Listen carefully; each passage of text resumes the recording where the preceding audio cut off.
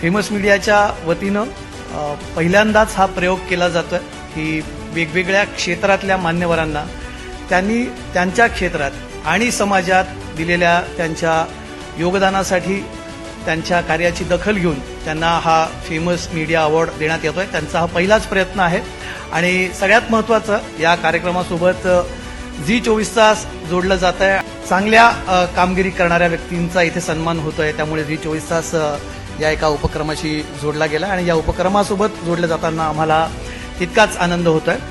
या सगळ्या कलाकारांनी विशेषतः आपल्या मराठी भाषेला, आपल्या विनोदाला, आपल्या नाटकाला, संगीताला, नृत्याला खूप मोठं केलेलं आहे।